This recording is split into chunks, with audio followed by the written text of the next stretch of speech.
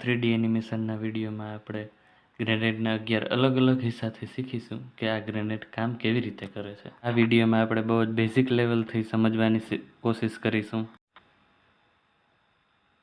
અને આપણે એમ માનીને ચાલશું કે તમને ખાલી આ જ ખબર છે.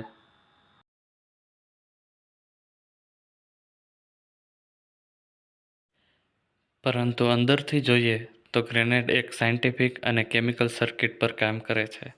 તો સૌથી પહેલાં જોઈએ કે ગ્રેનેડની અંદર શું હોય છે. ગ્રેનેડની અંદર 80% એક્સપ્લોઝિવ મટીરિયલથી ભરેલું હોય છે, એટલે કે વિસ્ફોટક સામગ્રી 80% હોય છે. એમાં આ એક્સપ્લોઝિવ મટીરિયલ ગ્રેનેડમાં અહીંથી અંદર નાખવામાં આવે છે, જેને ફિલિંગ હોલ કહેવાય છે.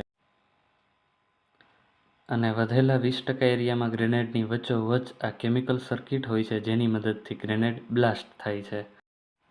બની શકે કે તમે એવું વિચારતા હશો કે ગ્રેનેડ આ સેફ્ટી પિન નીકાળવાથી બ્લાસ્ટ થાય છે, પરંતુ એવું નથી.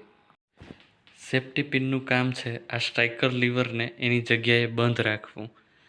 સારો ખ્યાલ આ સ્ટ્રાઇકર લીવરનો છે. એ કેવી રીતે આવવો જોઈએ?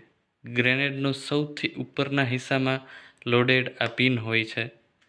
જો કે એ સેફ્ટી પિનની મદદથી ત્યાં રોકાયેલ હોય છે, પરંતુ આ સેફ્ટી પિન નીકાળવામાં આવે તો આ સ્પ્રિંગ આવી રીતે ફરી જશે. હવે આ સ્ટ્રાઇકર લીવર પર જોઈએ. સેફ્ટી પિન નીકળશે, સ્પ્રિંગ ફરશે અને સ્પ્રિંગનો આ હિસ્સો સ્ટ્રાઇકર લીવરને ગ્રેનેડથી અલગ કરી દેશે. ગ્રેનેડને ક્યારેય સાચી રીતથી પકડ્યા વગર સેફ્ટી પિન કાઢવામાં નથી આવતી.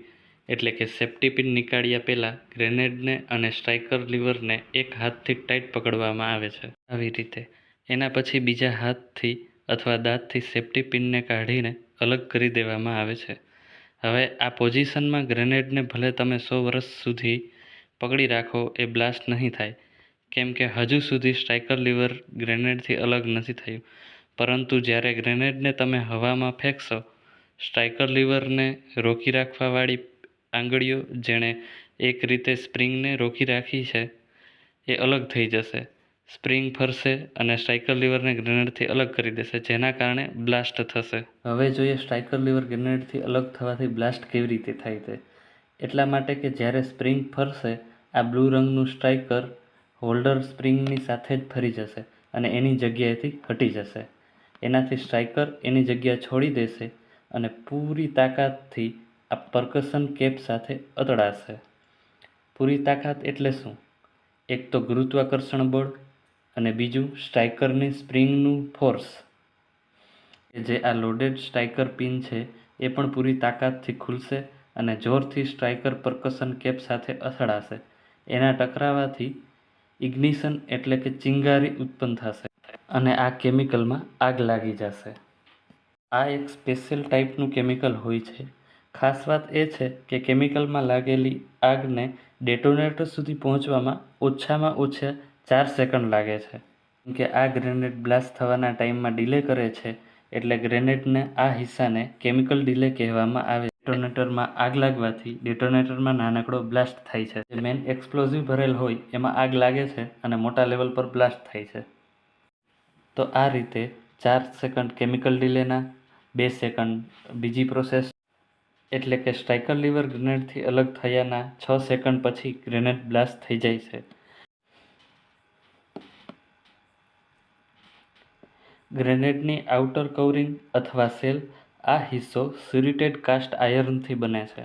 સિરિટેડ કાસ્ટ આયર્ન મતલબ અણીદાર કાચું લોખંડ. સિરિટેડ આયર્નનો ઉપયોગ એટલા માટે કરવામાં આવે છે કેમ કે બ્લાસ્ટ થવાથી આ ગ્રેનેડના ટુકડા એક બંદૂકથી નીકળતી ગોળીની ઝડપથી દુશ્મનના શરીરમાં ઘૂસી જાય છે અને જે બ્લાસ્ટથી નુકસાન થાય છે એ અલગ. ગ્રેનેડથી 5 મીટરના એરિયામાં રહેલ વ્યક્તિનું મૃત્યુ નિશ્ચિત છે.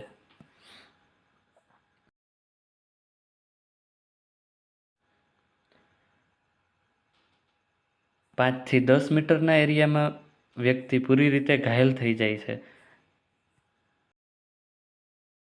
એમ તો ગ્રેનેડના ઘણા બધા પ્રકાર હોય છે, પરંતુ તમને જે ગ્રેનેડ વિશે બતાવવામાં આવ્યું એ સૌથી વધુ ઉપયોગ કરવામાં આવે છે.